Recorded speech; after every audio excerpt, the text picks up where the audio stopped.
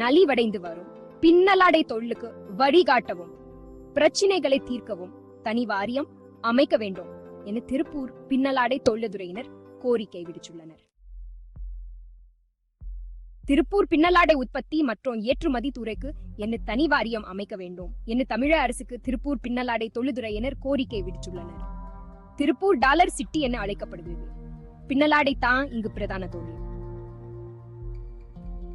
Knitting, டெயிங், dyeing, packing, shaking, எம்பிராய்டரிங் என பின்னலாடை துறையை சார்ந்த 20,000க்கும் மேற்பட்ட நிறுவனங்கள் திருப்பூர் மாவட்டத்தில் செயல்பட்டு வருகின்றன.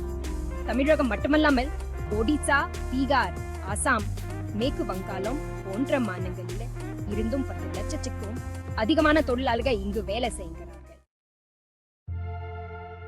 பின்னலாடை தொழில்துறையினர் பேட்டி. Credits ETV Bharat Tamil Nadu.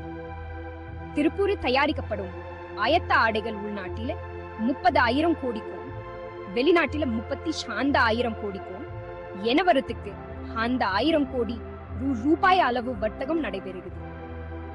பல லட்சம் தொழிலாளர்களுக்கு வேலை வாய்ப்பு அளிக்கும் பின்னலாடை துறை கடந்த சில வருடங்களா பல பிரச்சனைகளை சந்தித்து வருகிறது. குறிப்பா மின்சார உபயோகம் அதிகமா உள்ள நேரங்களில் மின் கட்டண உயர்வு, ஏற்றுமதிக்கு வரி, கட்டிட வரி போன்ற பல பிரச்சனைகளை திருப்பூர் தொழில்துறையினர் சந்தித்து வருகின்றனர். அதே போன்று நூல் விலை, மூலப்பொருட்களின் விலை அவ்வப்போது மாறுவதும் பிரச்சனையா உள்ளது என திருப்பூர் தொழில்துறையினர் கூறுகின்றனர்.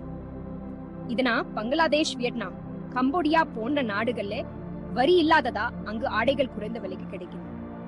அதனால் பல வெளிநாட்டு வர்த்தகர்கள் திருப்பூருக்கு பதிலாக அந்த நாடுகளுக்கு செல்கின்றனர். பீகார், குஜராத் போன்ற மாநிலங்களில் அந்த மாநில அரசுகள் பல சலுகைகள் வழங்குவதா பின்னலாடை துறை அங்கே வேகமாக வளர்ந்து வருகிறது. திருப்பூர் தொழில்துறையினரின் பிரச்சனைகளை தீர்க்க மத்தியில் மாநில அரசுகள் இணைந்து CS அதிகாரியை நியமித்து தனி வாரியம் அமைக்க வேண்டும் என பல வருடங்களாக கோரிக்கை விடுத்து வருகின்றனர். பின்னலாடை வாரியம் அமைத்தால் மட்டுமே பிரச்சனைகளுக்கு தீர்வு காண முடியும் என்று திருப்பூர் தொழில்துறையினர் தெரிவித்தனர். திருப்பூர் தொழில்துறையினரின் இந்த கோரிக்கையை திமுக அரசு நிறைவேற்றி மீட்டெடுக்குமா என அவர்கள் ஆவலுடன் எதிர்பார்த்து கொண்டிருக்கின்றனர். இது குறித்து திருப்பூர் உற்பத்தியாளர் மற்றும் ஏற்றுமதியாளர் சங்க செயலாளர் செந்தில்வேல் ETV பார்த்திக்கு அளித்துள்ள பேட்டியில், பின்னலாடை வாரியம் அமைக்க பல வருடங்களா கோரிக்கை விடுத்து வருகிறோம். சிறு குறு தொழிலாளர்களா உருவாக்கப்பட்ட இந்த பின்னலாடை தொழில் தற்போது நலிவடைந்து வருகிறது.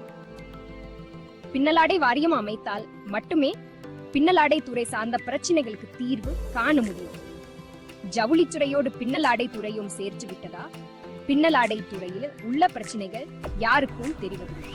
நலிவடைந்து வரும் இந்த தொழிலை காப்பாற்ற அரசு நினைத்தா பின்னலாடை வாரியம் ஒன்றே அமைக்க வேண்டும் என்று கூறினார். திருப்பூர் உற்பத்தியாளர் மற்றும் ஏற்றுமதியாளர் சங்க தலைவர் முத்திரத்தினம் கூறுகையில், பின்னலாடை தொழில் 3,000 கோடி ரூபாய் அளவுக்கு ஏற்றுமதி செய்யும் துறையாக இருக்கிறது. 2030 1 லட்சம் கோடி ரூபாய் என இலக்கை அடைய வேண்டும்.